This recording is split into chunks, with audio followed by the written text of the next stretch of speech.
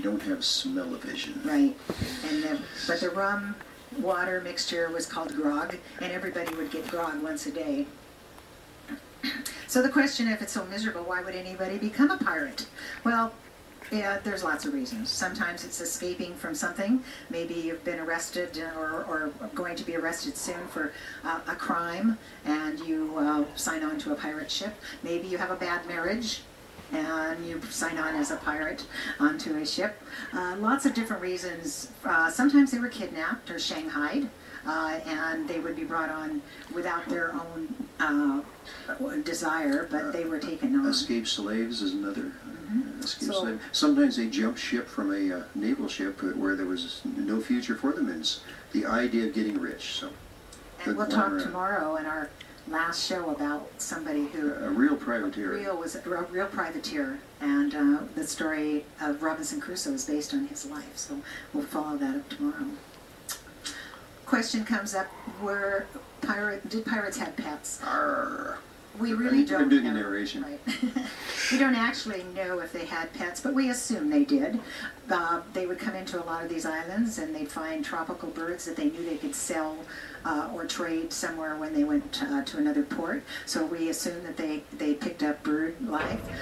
Cats.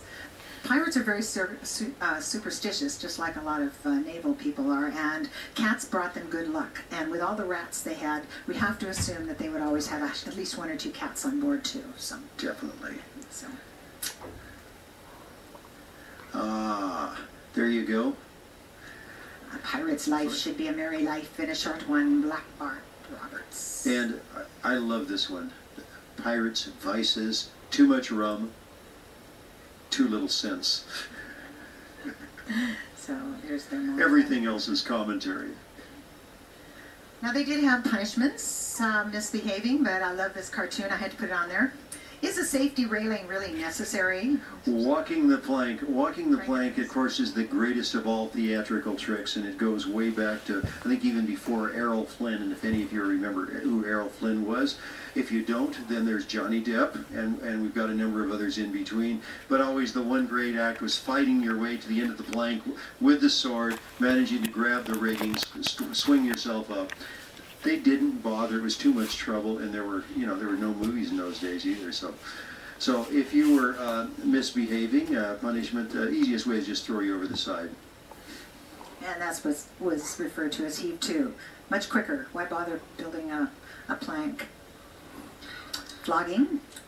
And the flogging was done with, the cat of nine tails. It's barbed wire. Yeah, quite often a barb at the end of it, leather, and of course you get 9 strokes. There is a instance in the Bible about not giving a person 40 strokes, so 39 strokes I think is referred to as Moses' law. They were, after they had flogged them, by the way, they usually had all the other pirates watching. As they did it, they would take the cat out of the bag. Or the cat. This is actually used on all ships, not just pirate ships.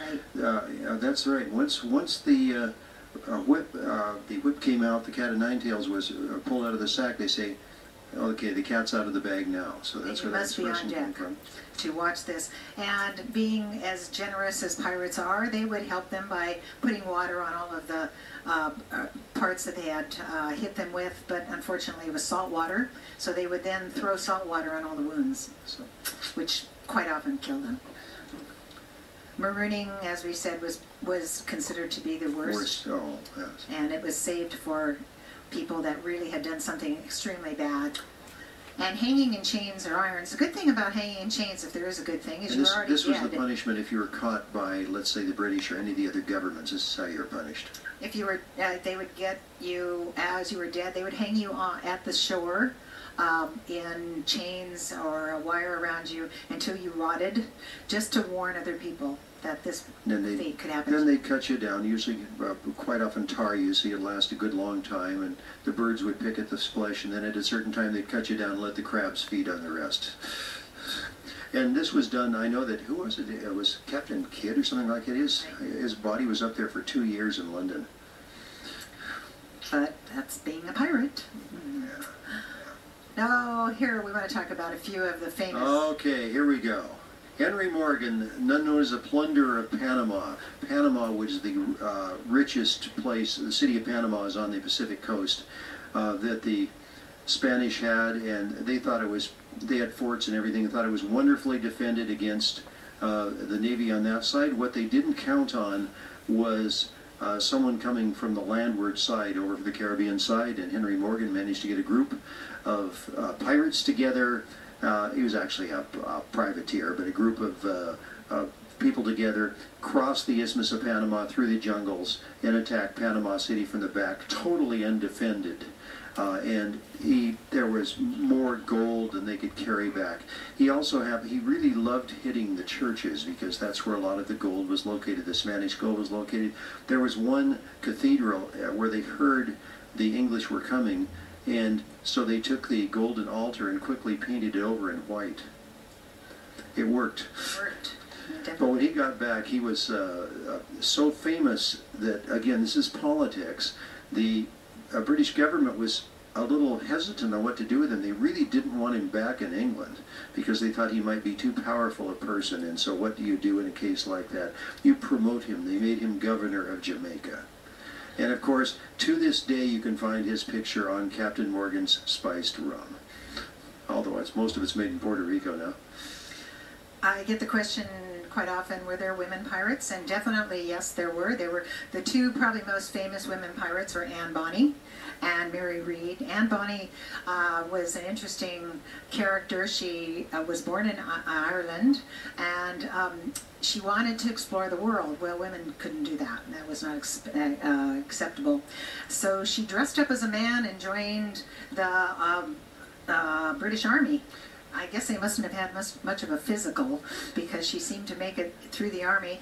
Then after that time, she still wanted to do more adventuresome things, and she married a man named Bonnie, and actually ended up, he died due to her help, and she... She was a tough character, I'll tell you. And then she joined up with a pirate, Calico Jack, and women were not allowed to be pirates. They wouldn't have accepted it. So again, I guess she probably did pretty well on camouflaging herself. When she got on board, of all things, she got talking one day, and she found another female pirate on board who is an American. Her name was Mary Read, and she also had disguised herself as a man, and they got to be very close friends on Calico Jack's ship. Unfortunately, the ship was captured by the British Navy, and they were all brought in chains and were tried as pirates.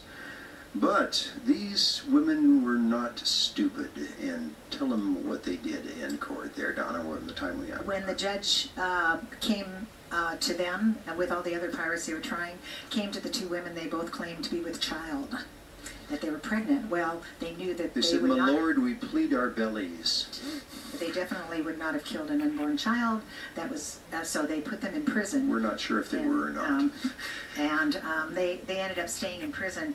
Mary did die in prison, and so did her. She was pregnant actually, and her child did die too.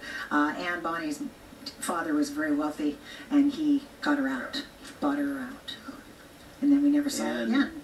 Blackbeard, I'll go real quickly through Blackbeard. I wish I had a little more time on him. He was active all the way up and down the coast. You've seen Blackbeard this and Blackbeard that. Everything from what we saw there at Charlotte Amalia all the way up to the coast of North Carolina. And he was a pirate with PR. He understood what it was like. Only active for 2 years, but everybody knew who he was. He would really make it in today's corporate world. And he died just like you could imagine a pirate dying in a great fight with a British lieutenant off his hideout in Ocracoke in North Carolina. And it was one of these, how many...